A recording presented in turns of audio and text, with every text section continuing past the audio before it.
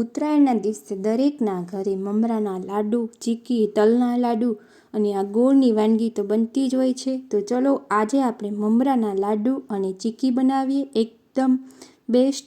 તો ચલો ફ્રેન્ડ્સ જોતા રહેજો.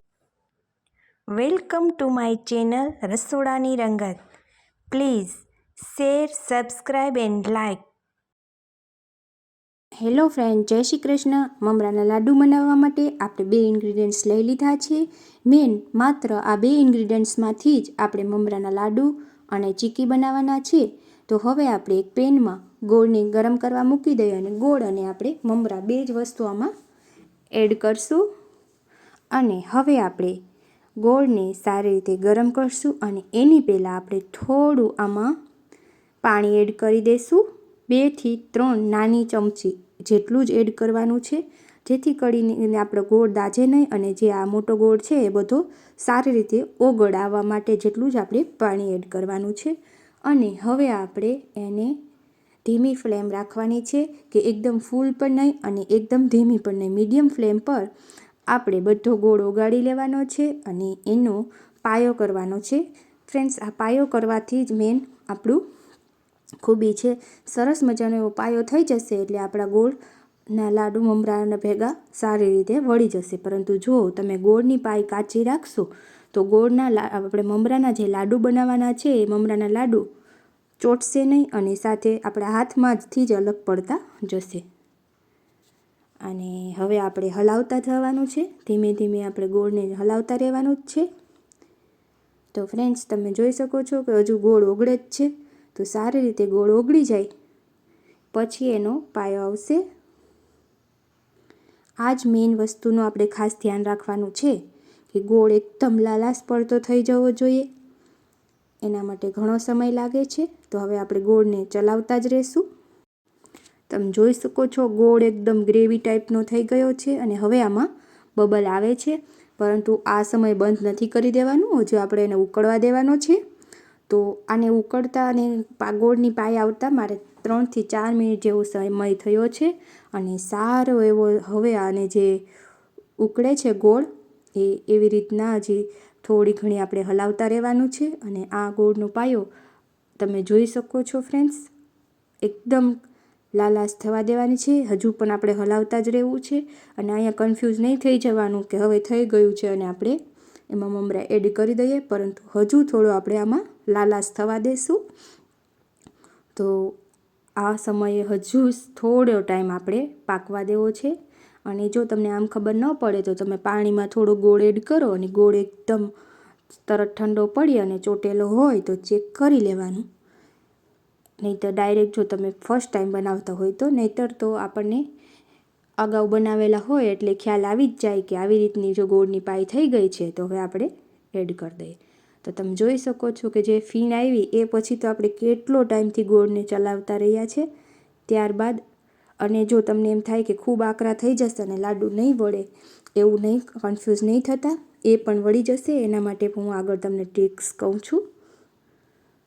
તો આ જો તમે એકદમ લાલાશ આવી ગઈ છે. હવે મમરા આપણે એડ કરી દઈશું. એકદમ ગોળ ખદખદવા દઈએ એ ભાષામાં હું કહું છું કે સરસ આપણો ગોળ એકદમ ખદખદી ગયો. હવે આપણે એને મમરા એડ કરી દીધા છે અને હવે મમરાને સારી રીતે હલાવી લેશું. અને ત્યારબાદ હવે આપણે ગેસની ફ્લેમ બંધ કરી દેવાની છે. નહીંતર આપણે હલાવવામાં એટલું ઇઝી નહીં પડે. હવે મોટા કોઈ વાસણમાં લઈ અને તમે મમરાને સારી રીતે હલાવી શકો છો. ગોળની જે પાઈ અને મમરાને મિક્સ સારી રીતે કરી લેવાના છે. અને આ જ સમયે થોડું ઝડપથી, અને આપણી પાઈ એકદમ આકરો ગોળ કર્યો છે એટલે ધ્યાન રાખવાનું. હવે આપણે ગોળના લાડુ વાળવા માટે સેજ એવો હાથ પાણીવાળો કર્યો છે, કારણ કે ખૂબ જ ગોળ ગરમ હોય છે એટલે આપણા હાથ ધગી જાય છે. લાડુ વાળવામાં ખૂબ ટેન્શન રહે.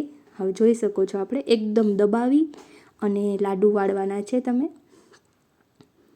આવી રીતે આપણે બધા લાડુ વાળી લીધા છે આપણે, અને સરસ મજાના ખખડતા લાડુ તૈયાર થઈ જશે. અને આ સમયે જો ફ્રેન્ડ્સ તમારા લાડુનું બેટર તૈયાર કર્યું હોય અને એ ઠરી જાય અને તમારા લાડુ વળે નહીં એવું તમને લાગે તો તમે આ વાસણને ફરીથી ગેસ ઉપર મૂકી અને ગરમ કરી શકો છો. તો હવે આપણા લાડુ બનીને તૈયાર છે ફ્રેન્ડ્સ. હવે આપણે એની સાથે આપણે મમરાની ચીક્કી પણ બનાવવાના છે.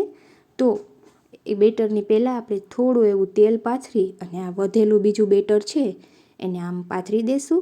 જો બાળકો કે લાડુ નથી ખાવા તો તમે આવી રીતે મમરાની ચીક્કી પણ એને બનાવીને આપી શકો છો. એક જ બેટરમાંથી આપણું બધું બની જાય છે. જે આપણે એક પાય બનાવી હતી ગોળની, તેમાંથી ગોળની ચીક્કી અને ગોળની પાયો બે બની જશે, બંને બધું સરખું. તો તમે જોઈ શકો છો આ સરસ મજાનું હવે આપણે એકદમ બેસાડી દેવાનું છે એને. પછી આપણે એને સ્લાઇસરની મદદથી કટ કરી નાખવાનું છે.